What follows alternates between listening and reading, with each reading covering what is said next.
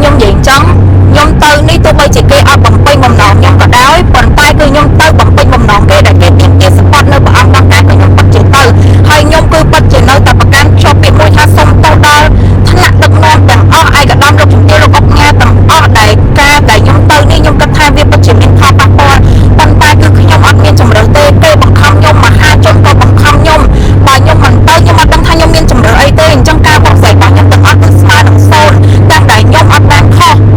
ខ្ញុំមិនអាចទេទោះបីជាខ្ញុំទៅ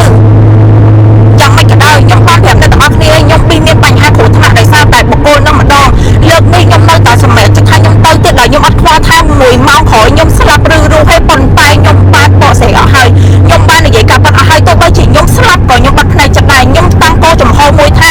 គឺខ្ញុំនឹងលៀងភាពស្អាតស្អំឲ្យខ្លួនឯងស្លាប់ជាមួយនឹងកិត្តិយសស្លាប់ជាមួយនឹងការពិតទៅខ្ញុំក៏មានមោទនភាព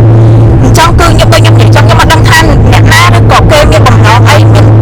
ចេតនាអីឬក៏មានលទ្ធផលអីមកពីខាងធ្វើបាបខ្ញុំឬក៏អត់ទេព្រោះខ្ញុំធ្លាប់ជួបរឿងហ្នឹងម្ដងហើយខ្ញុំbịបាត់បង់ជីវិតតែខ្ញុំនៅតែដាច់ចិត្តបដិញ្ញាចិត្តថាខ្ញុំនឹងទៅព្រោះកុំឲ្យអ្នកទាំងអស់គ្នាដែលជាហ្វេនខ្ញុំក៏មានអារម្មណ៍ថាខកចិត្តអញ្ចឹងខ្ញុំសូមនិយាយ1ម៉ោងក្រោយមិនថាប្រហែលទេទៅមកទៀតព្រោះខ្ញុំបារម្ភពីសុខភាពខ្ញុំតែខ្ញុំនៅតែជំនះចិត្តថាខ្ញុំទៅ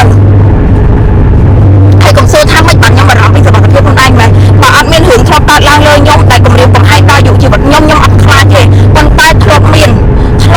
តែគេធ្លាប់ធ្វើពីដៃសឹងថាអនឡាញគេ